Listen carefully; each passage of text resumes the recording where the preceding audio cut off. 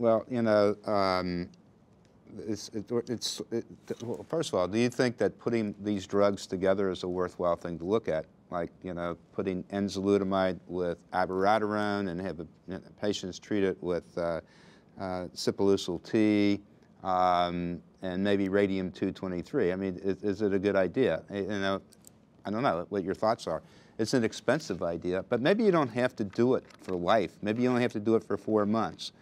You know, these were the arguments, if you go back and read the history of oncology, that started years ago when they had a couple drugs. It was you'd use your first drug and then you'd save your second drug, and then, you know, Fry and others started putting things together and noticed that we have a cure. So, you know, I think that would, you know, a wonderful thing to, you know, talk about here and come out of this and other things would be to get people from both sides of the table together and say, we really think we should do this trial. And I agree with you about pharma companies because they, you know, many of them want their drug first. They want to trash the other one, and it's hard to get two of them to work together. I've tried it for many years.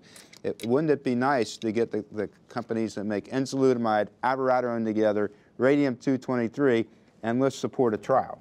So well, that ain't going to happen. So it's hard to do. As you know, one of ASCO's initial choosing wisely recommendations was that for patients with advanced malignancy, sequential monotherapy was the preferred approach.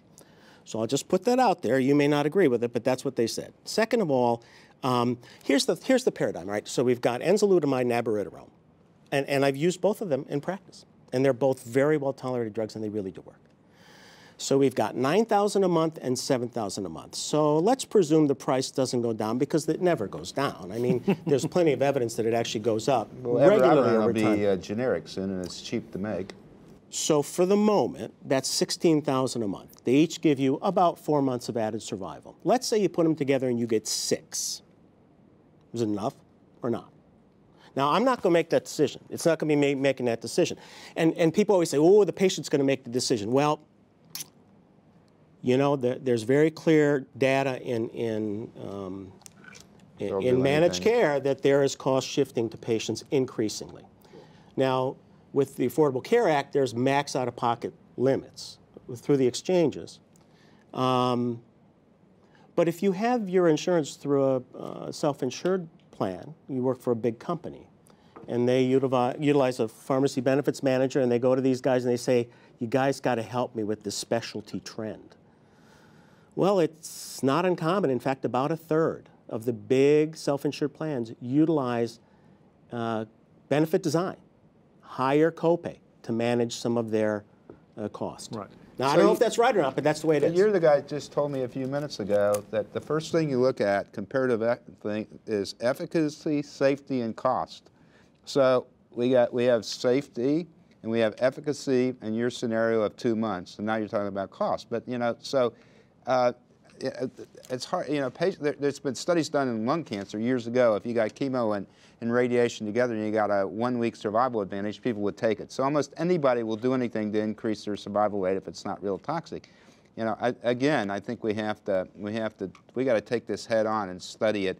It's an exciting time to have all these new drugs, and we got to figure out what to do.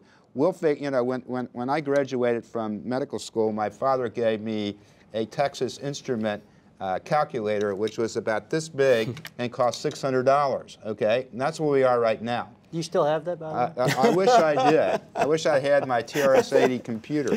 But the issue here is that I think we got to look beyond this and say, okay, what's in the best interest of the patient, and can we make this a curable or a controllable disease where it isn't right now? And a little bit of the challenge, though, is there's different perspectives. So you're talking about a patient versus a population. Now, I don't think you guys are saying different things.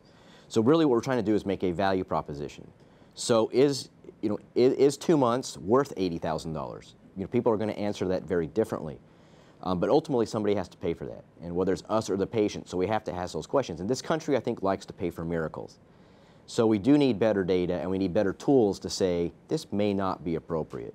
And because is 2 years, or is 2 months worth a lousy quality of life for 2 months, it might be different for some people.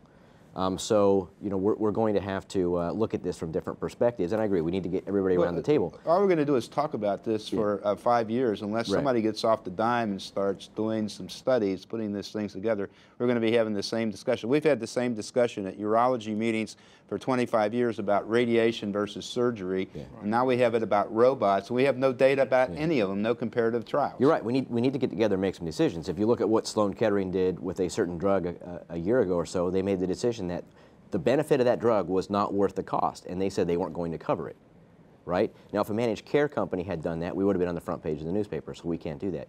So oncologists can do that. So if we get together sooner rather than later and make some decisions, and that's part of one of the things we were going to talk about earlier that we mentioned that was on the list is benefit design. So we're going to have to make some decisions moving forward that we may not be able to cover a certain drug because the value proposition is not there. Right. Well, then you become nice, you know.